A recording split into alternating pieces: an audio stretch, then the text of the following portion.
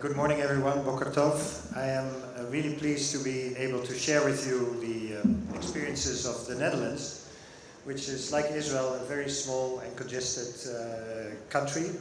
We are basically almost the same size as you, but we are 18 million people. And we are also a logistics hub for the whole of Europe. So I guess most of you have been to Schiphol Airport, and those of you who are in trade or and know how important the port of Rotterdam and the port of Amsterdam is for Israel logistics as well, but also as a gateway into the rest of Europe. And we have very congested cities like you, old cities with narrow streets. So the car is very often a nuisance and a waste of space. And I think it was already said by Shai in the first presentation, cars in the Netherlands, but also in Israel, are 90% of the time they're stationary and they're in the way, either in your driveway or somewhere in the city, and you have to spend a lot of money on it. So Dutch policymakers for a long time have tried to nudge people to other modes of transport, and this morning we already saw a lot of the options now also being considered in Israel. And on a lot of these options, the Netherlands has worked together with Israeli cities, Israeli policymakers, to share our knowledge. For example, the bicycle plans that the city of Tel Aviv is implementing was done together with a Dutch consultancy firm called the Bicycle Embassy.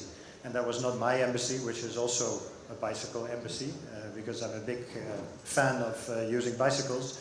But it's a consultancy firm that shared its knowledge on how to plan the bicycle infrastructure, that people start really using it and see it as a genuine alternative. And that's still work in progress, but it's already getting much better. And I live in Herzliya, and my office is in Ramat Gan, and several times a week I bike, not an electric bike, a regular bike, I bike to my office, and I see more and more people doing that because traffic is hell on the road every morning. People are stuck in traffic trying to get into Tel Aviv.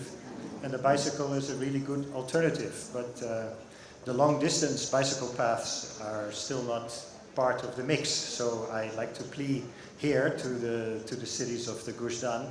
Think of long-term, long-distance bicycle infrastructure, electric bike, fast lanes, and bicycle lanes, so that people from Ra'anana or from Bat Yam or whatever, that bicycles really become an alternative to reach the city center.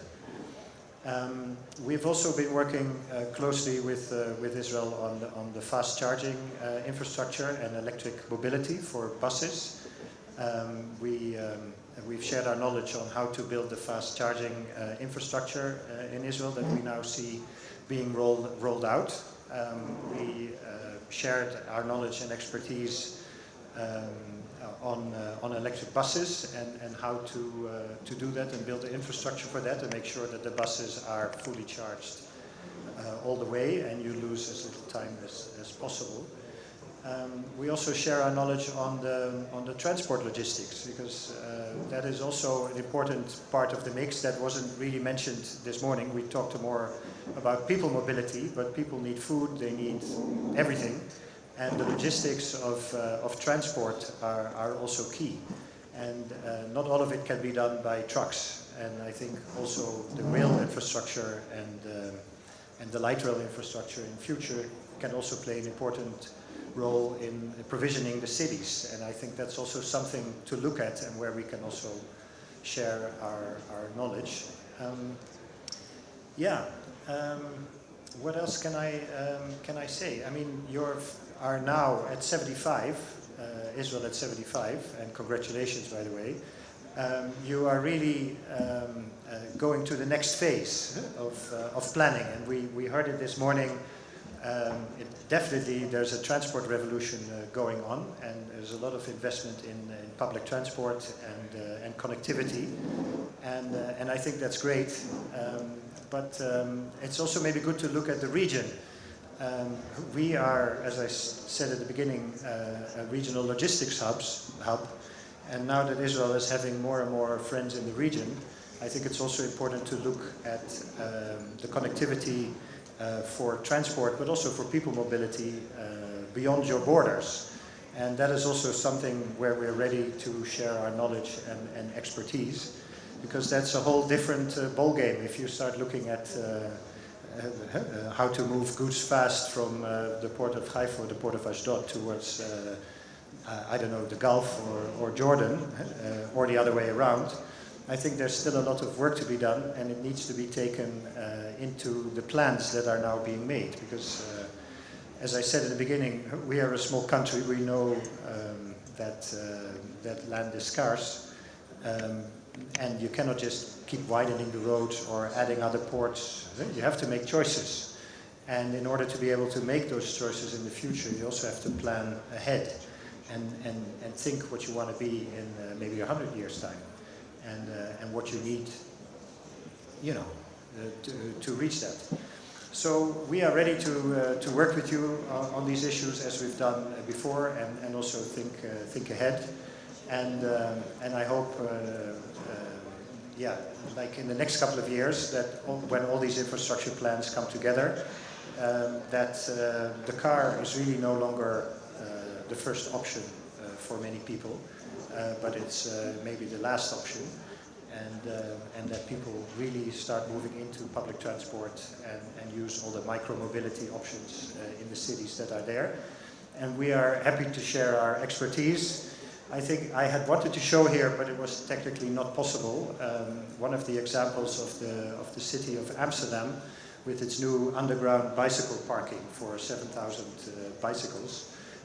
Basically, as a citizen of Amsterdam, there's no sense of going to the station by car.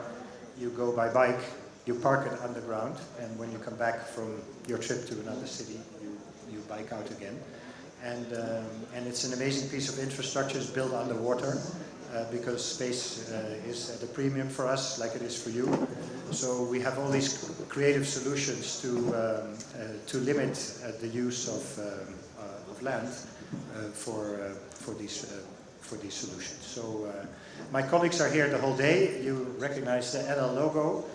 They're there, and if you have any questions in any city or from any government agency or any business and you want to connect to the Netherlands, Gilly and Aurel are there to connect. So thank you for allowing me to speak, and I hope we can cooperate well on a sustainable future where the sustainable options are really the options of choice. Thank you very much.